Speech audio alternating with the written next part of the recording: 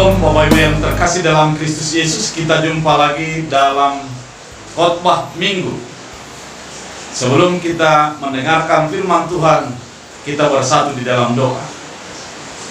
Damai sejahtera Allah yang melampaui segala akal dan pikiran, itulah yang memelihara hati dan pikiran di dalam Kristus Yesus Tuhan kita. Amin. Firman Tuhan untuk kita pada minggu 2 setelah Trinitatis hari ini diambil dari Imamat 25 ayat 1 sampai ayat 13. Demikian firman Tuhan.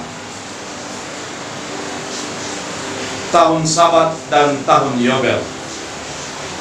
Tuhan berfirman kepada Musa di Gunung Sinai, "Berbicaralah kepada orang Israel dan katakan kepada mereka, apabila kamu telah masuk ke negeri yang akan kuberikan kepadamu, maka tanah itu harus mendapat perhentian sebagai sabat bagi Tuhan. 6 tahun lamanya engkau harus menaburi ladangmu, dan 6 tahun lamanya engkau harus merantingi kebun anggurmu dan mengumpulkan hasil tanah itu. Tapi pada tahun yang ke-7 haruslah ada bagi tanah itu suatu sabat, masa perhentian penuh, suatu sabat bagi Tuhan.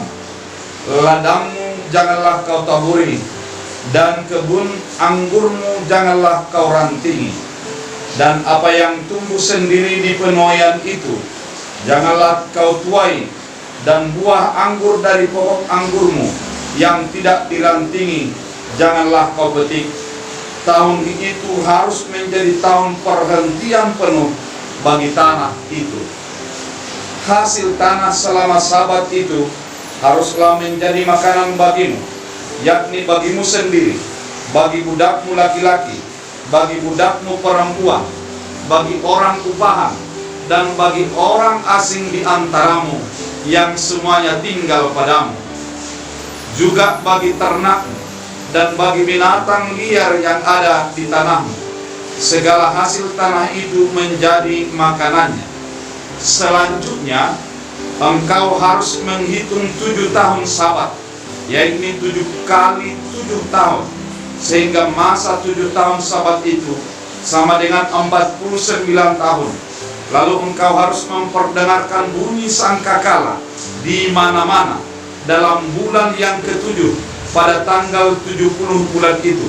Pada hari raya pendamaian kamu harus memperdengarkan bunyi sangkakala itu di mana-mana di seluruh negerimu.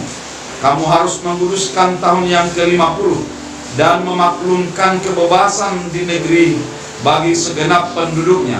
Itu harus menjadi tahun Yobel bagimu, dan kamu harus masing-masing pulang ke tanah miliknya dan pada kaumnya. Tahun yang ke-50 itu harus menjadi tahun Yobel bagimu. Jangan kamu menabur, dan apa yang tumbuh sendiri dalam tahun itu jangan kamu tuai, dan pokok anggur yang tidak dirantingi jangan kamu petik buahnya, karena tahun itu adalah tahun Yobel. Haruslah itu kudus bagimu. Hasil tahun itu yang hendak kamu makan harus diambil dari ladang. Dalam tahun Yobel itu kamu harus masing-masing pulang ke tanah miliknya. Demikian firman Tuhan. Bapak Ibu Saudara terkasih dalam Kristus Yesus, firman ini merupakan firman yang akan menawarkan dan mengajak kepada kita tentang firman yang difirmankan oleh Tuhan kepada Musa di Gunung Sinai sebelum bangsa Israel memasuki tanah perjanjian. Artinya, firman ini sudah dinyatakan kepada umat Israel sebelum mereka tiba di tanah yang dijanjikan Allah itu. Mereka belum memiliki harta, belum memiliki tanah, namun sudah dijanjikan oleh Allah firman ini agar pemeliharaan alam, yaitu atas tahun Sabat dan tahun Yobel. Saudara terkasih di dalam Kristus Yesus, dalam firman ini, dalam Imamat pasal 25 ayat 1 langsung dikatakan, Tuhan Allah berfirman. Ketika firman ini dinyatakan, Musa berada di Gunung Sinai. Artinya bersamaan dengan penerima 10 Taurat Tuhan. Dan kalimat ini dinyatakan agar Musa menyampaikan kepada umat pilihan Allah tersebut. Ada sebuah kalimat yang dikatakan yang berulang kali, yaitu pertama adalah tahun Sabat, yang kedua tahun Yobel. Di dalam kalimat tahun Sabat, pada ayat kedua, ayat keempat dan kelima dikatakan berhenti ataupun perhentian. Saudara terkasih di dalam Kristus Yesus, ternyata Allah mengingatkan umat itu bahwa Allah menciptakan segala yang ada ini dalam keadaan baik. Dan dalam keadaan baik tersebut akan mewariskan kepada umat pilihan Allah, kepada manusia. Dan manusia harus memelihara tanah ataupun ciptaan Allah tersebut. Bagaimana pemeliharaan Allah? Dalam firman Tuhan dikatakan, yaitu engkau harus berhenti ketika pada tahun Sabat. Tahun Sabat dilaksanakan yaitu pada tahun ke-7. Artinya selama 6 tahun orang Israel bebas untuk menanam apa saja, memanen apa saja, dan hasil daripada itu akan menjadi cukup bagi mereka. Tapi pada tahun ke-7 mereka harus berhenti karena menjadi tahun Sabat. Di dalam tahun Sabat harus berhenti karena memelihara alam. Hal-hal yang dikatakan di dalam pemeliharaan alam ini bisa kita lihat bahwa pada ayat 3, 6 tahun untuk diri sendiri, 1 tahun untuk segala makhluk. Mari kita lihat, kita baca di dalam ayat ketiga dikatakan, 6 tahun lamanya engkau harus menaburi ladangmu, dan 6 tahun lamanya engkau harus merantingi kebun anggur dan mengumpulkan hasil tanah itu. Artinya selama 6 tahun umat itu akan menaburi tanah dan mendapat hasil daripada apa yang menjadi ditanam tersebut. Dan di dalam ayat 4 dikatakan, tetapi pada tahun yang ke-7 haruslah ada bagimu tanah itu 1 Sabat, maka perhentian penuh 1 Sabat bagi Tuhan. Ladangmu jangan kau taburi, dan anggurmu janganlah kau rantingi. Artinya di dalam tahun yang berikutnya tidak akan ada upaya untuk menabur, untuk mengambil hasil daripada tanah. Oleh karena itu saudara terkasih di dalam Kristus Yesus, firman Allah mau mengatakan ada upaya untuk memelihara kehidupan alam, untuk memelihara kelangsungan segala makhluk. Dan dinyatakan di dalam ayat 5, apa yang tumbuh jangan dituai. Dan ayat 6, menjadi makanan bagi diri sendiri, bagi budak, bagi orang asing. Dan ayat 7, bagi tanam, bagi ternak, bagi binatang liar. Artinya 6 tahun adalah untuk diri sendiri, namun hari tahun ke-7 adalah untuk perhentian tanah, yaitu kebaikan daripada kesuburan tanah tersebut.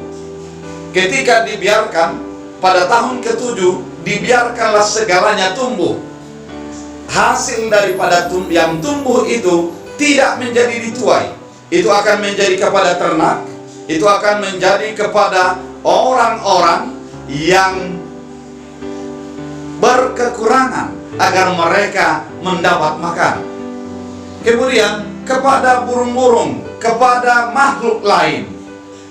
Di dalam tahun Sabat ternyata yang mau diperlihatkan adalah selain pemeliharaan alam, adalah menjadi kelangsungan hidup segala makhluk. Dan melalui itu juga adalah berbagi kepada orang yang berkekurangan. Kehidupan ini ternyata akan menjadi keseimbang ketika kita memberikan keseimbangan, yaitu pemeliharaan tanah, berbagi kepada sesama, dan memelihara makhluk-makhluk yang lain. Oleh karena itu, ekosistem akan menjadi baik ketika manusia mampu untuk menahan diri, tidak menjadi rakus, meraup segalanya untuk dirinya. Keseimbangan alam akan terjadi ketika manusia memberikan kesempatan kepada makhluk lain, kepada tumbuhan untuk tumbuh sendiri, dan kepada para orang-orang yang berkekurangan untuk mendapatkan makanan. Artinya, saudara terkasih di dalam Kristus Yesus, kehidupan ini akan seimbang ketika manusianya tidak menjadi sangat-sangat rakus ataupun meraih keuntungan untuk dirinya sendiri. Saudara terkasih di dalam Kristus Yesus, itulah tahun Sabat, tahun perhentian, namun kebebasan untuk makhluk-makhluk yang lain, untuk berkembang biak, untuk menjadi bertumbuh, dan mengalami kehidupan yang sudah ditentukan oleh firman Tuhan. Kemudian setelah 7 kali 7, yaitu 49, pada tahun ke-49, dan setelah 1 tahun setelah itu disebut dengan tahun Yobel. Yobel sendiri secara artian sangat sulit untuk dapat dimengerti, namun bisa diartikan secara harafiahnya adalah tanduk daripada domba. Tanduk daripada domba artinya ketika tahun Yobel akan dibunyikan suara dari tanduk, dan seluruh kota pada tanggal ke-10 pada bulan ke-7 akan membuat tiupan tersebut sebagai hari pendamaian, hari kebebasan. Pada tahun Yobel, seluruh umat menjadi upacara pendamaian dan kebebasan bagi negeri. Dan setiap umat diundang pada ayat 10, ayat 11 dan ayat 13 untuk kembali ke tanahnya, kembali ke kaumnya, dan para budak dibebaskan, dan apabila ada tanah yang sudah ditebus akan dipulangkan. Saudara terkasih dalam Kristus Yesus, ini juga mau mengingatkan bahwa ketika orang-orang menghidupi Tuhan, menghidupi firman Tuhan, maka dia akan memperhatikan orang-orang lemah, memberikan kebebasan kepada orang-orang tertindas. Kemudian akan menyuburkan tanah dengan pembebasan untuk tidak ditanam. Kemudian para makhluk akan juga memakan hasil-hasil daripada tumbuh-tumbuhan yang tumbuh pada saat itu. Saudara terkasih di dalam Kristus Yesus, tahun Sabat dan tahun Yobel ini merupakan sebuah panggilan untuk menjadi memelihara alam. Kenapa demikian?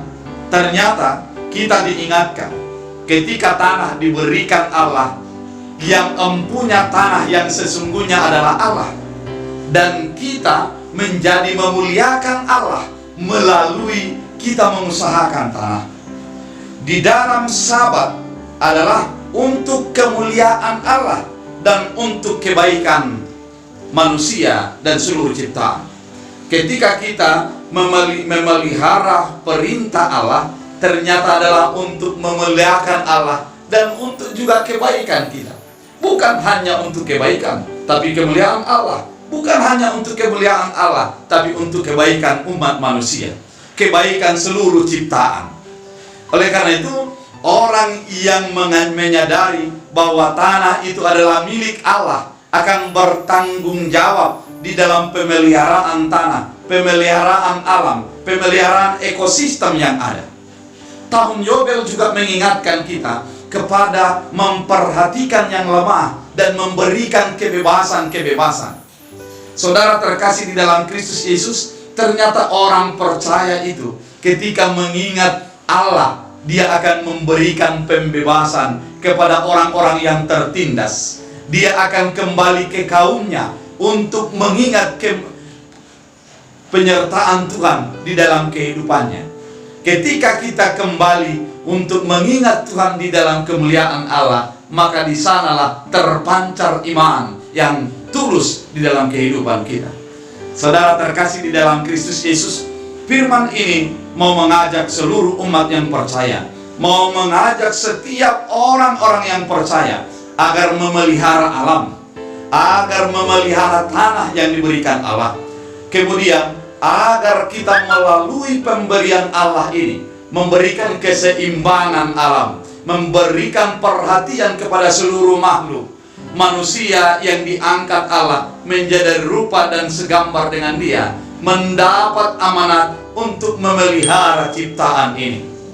Oleh karena itu, saudara terkasih di dalam Kristus Yesus, mari kita menjaga alam melalui tindakan nyata, melalui pemeliharaan terhadap tanah, melalui perhatian kepada seluruh makhluk, bukan untuk menggunakan seluruh makhluk untuk kesenangan kita, namun untuk kelangsungan seluruh ciptaan Allah. Kemudian melalui ini kita juga diingatkan bahwa orang harus mendapat pembebasan. Seluruh makhluk harus mendapatkan pembebasan. Melalui siapa? Melalui orang-orang yang percaya kepada Allah, melalui orang-orang yang sudah mengenal Allah. Saudara terkasih di dalam Kristus Yesus, firman ini menghantar kita untuk berefleksi sejenak. Apakah kita sudah melaksanakan amanat yang sudah diberikan Allah kepada kita melalui pemberian tanah, melalui pemberian apa yang sudah diberikan Allah kepada kehidupan kita? Apakah kita mengingat orang lain melalui apa yang ada bagi kita? Apakah kita merawat keutuhan alam melalui apa yang sudah kita dapatkan dalam kehidupan kita? Mari kita sebagai orang percaya, kita ingat, ketika kita memelihara alam, ternyata kita adalah memuliakan Allah. Termasuk di dalamnya adalah untuk menjadi kebaikan dan keutuhan seluruh ciptaan. Oleh karena itu, orang percaya, janganlah tamak, janganlah rakus, janganlah menggunakan segala apa yang ada untuk diri sendiri. Ingatlah, banyak yang membutuhkan, seluruh makhluk membutuhkan perhatian daripada manusia. Mari turut campur tangan untuk kebaikan seluruh ciptaan Allah. Oleh karena itu, mari pelihara ciptaan Allah. Tuhan Yesus memberkati. Kita bersatu dalam doa. Terima kasih Tuhan atas firman-Mu mengingatkan kami untuk pemeliharaan alam. Jadikan kami menjadi melakukannya melalui mengingat tahun Sabat dan tahun Yobel, tahun perhentian dan tahun keselamatan, sorak-sorai dan kebebasan bagi seluruh makhluk. Terima kasih Bapa, Engkaulah Tuhan yang mengingatkan kami. Jadikan firman-Mu menjadi bertumbuh dalam kehidupan kami masing-masing. Dalam Kristus Yesus Tuhan, kami berdoa mengucap syukur. Amin. Tuhan Yesus memberkati.